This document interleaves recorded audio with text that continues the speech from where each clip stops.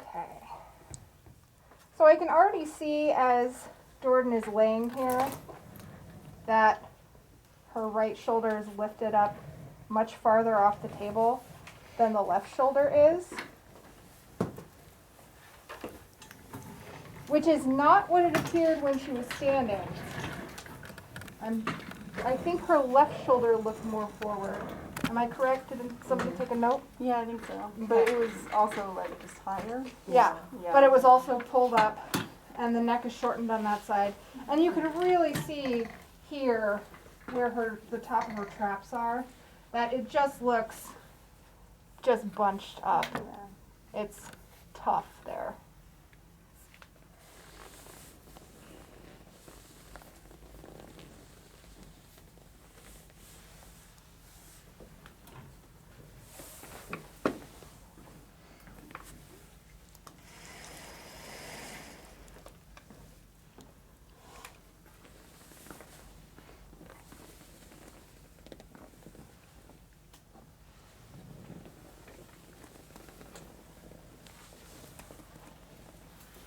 All right, so I know several people have been experimenting with lifting at the levator scapula while somebody is supine.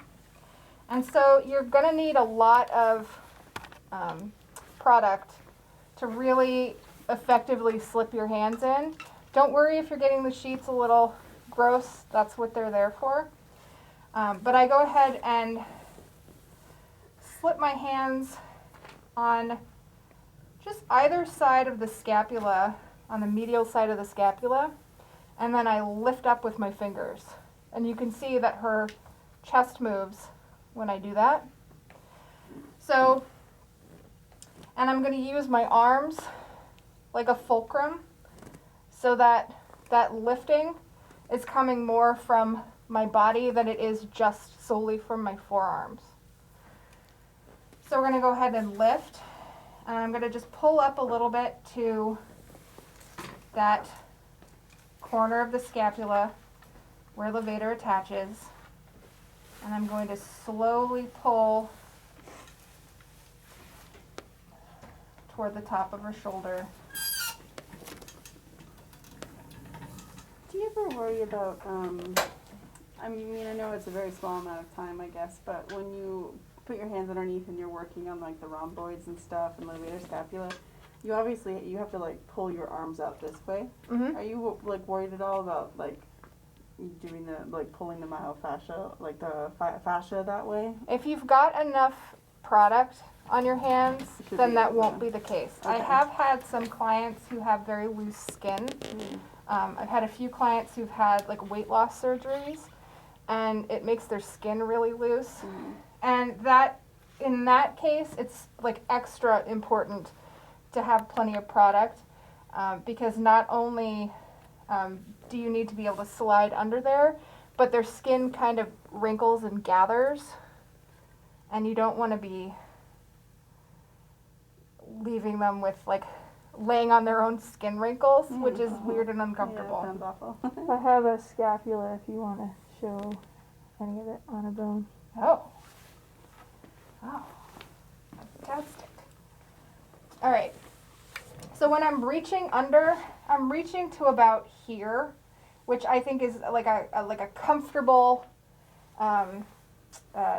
depth to reach under somebody's body. I could reach farther than that if I wanted to really work on the rhomboids, but I'm mostly going to be concentrating on levator scapula. So I reach down to about here, lift my fingers up, and pull this way. Are you pulling the scapula with you, or? Nope, I'm just like tracing the edge of it with my fingers. And then if I need more power, I can use like one hand at a time, and I can either like really sink my fingers in, or I can turn my hand over and use my fist if I really need to. I think that's it.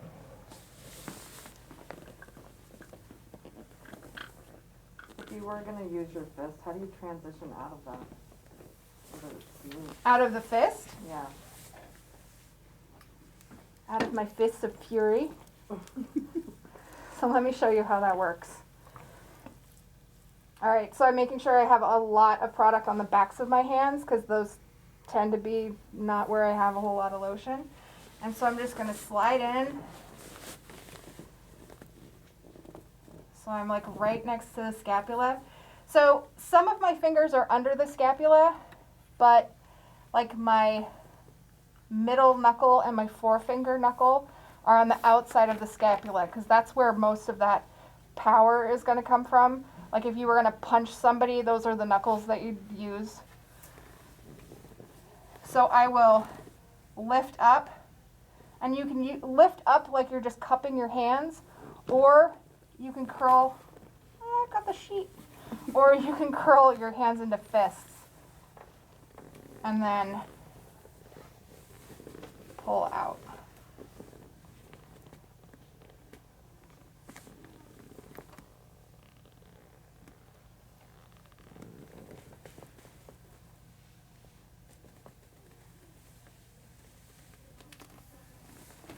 So what I was doing was either this to lift or this.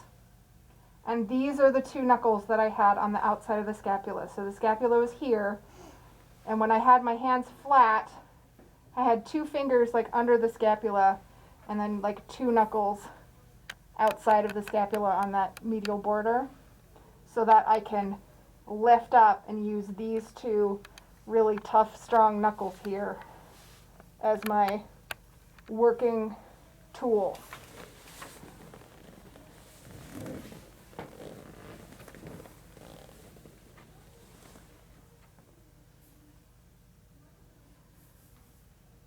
All right, let's see what's going on with your traps.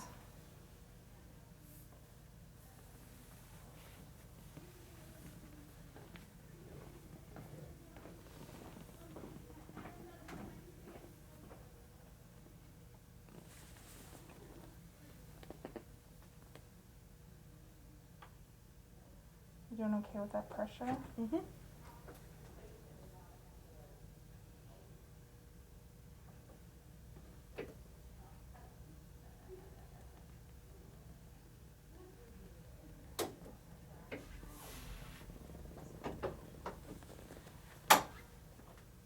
So, both sides of Jordan's traps are incredibly tight, but the left side has an enormous adhesion,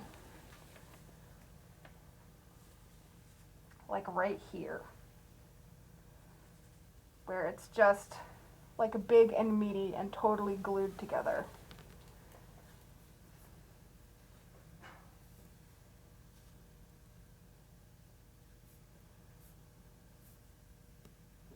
So I'm just doing a bit of a pincer grasp.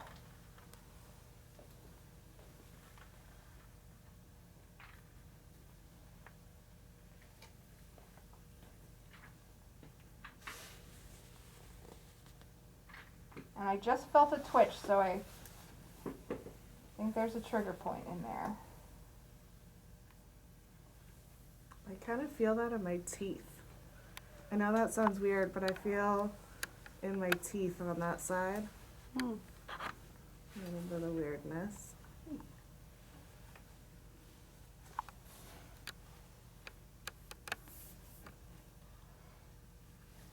Probably all the tension in your jaw. Probably. So as I'm sitting here just doing the pincer grasp, it's basically melting out from under my fingers.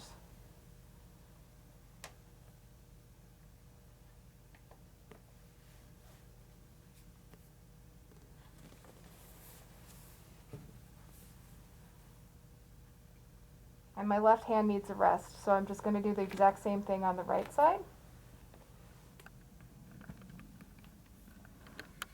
Does it start to hurt your thumb? No. It's just that I can start to like feel the burn.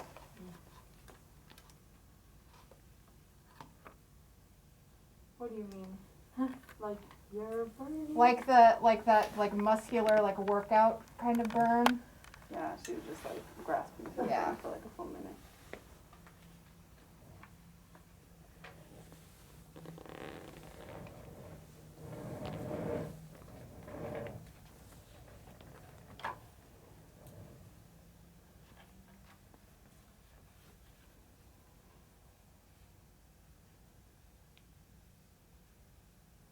Jordan, you doing okay? Mhm.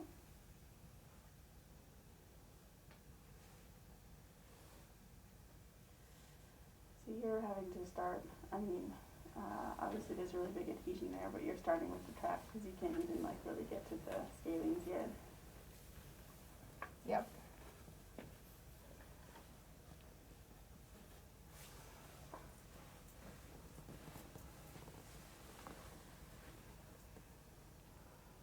I mean, I could just try to like dive in there, but it's not gonna do the release that I need if I don't get some of this upper stuff cleared out first.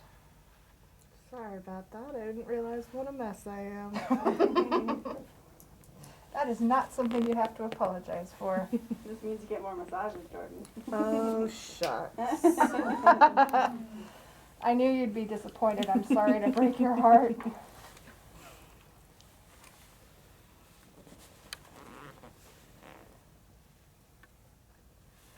All right, so I would say this adhesion on this side is probably, I don't know, like 30% smaller than when I started. And this tissue's getting nice and warmed up. So I'm gonna probably come back to this a few times. I don't feel like I have to get everything done in one spot all at once, because working on the neck, concentrating on one spot to like release it 100% is just gonna be overkill. It's gonna be annoying. Sometimes it'll kind of make you go a little bit numb working in the same place for so long. So I like to do all parts of the neck multiple times so that it still feels fresh and new and pleasurable each time I get into there.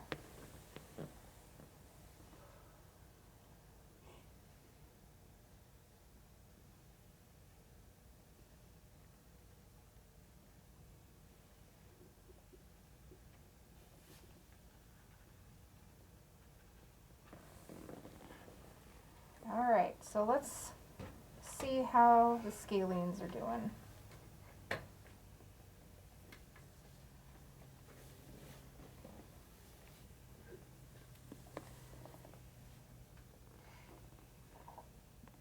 So as I'm palpating in here, my first impression is that there is moderate hypertonicity on the right side scalenes, and only like mild plus hypertonicity on the left hand side.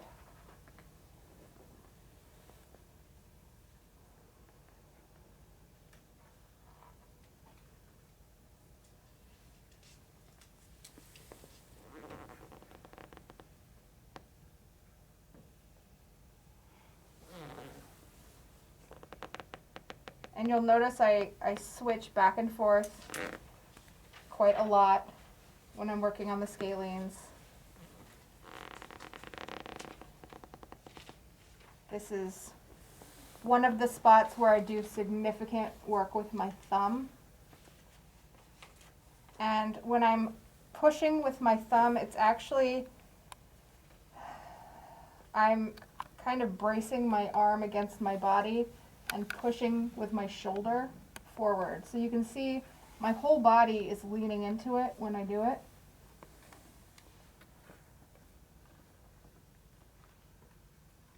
Because my hands don't have, I mean, they're strong, but they're not like working solo in the scalene strong. I need my whole body for it.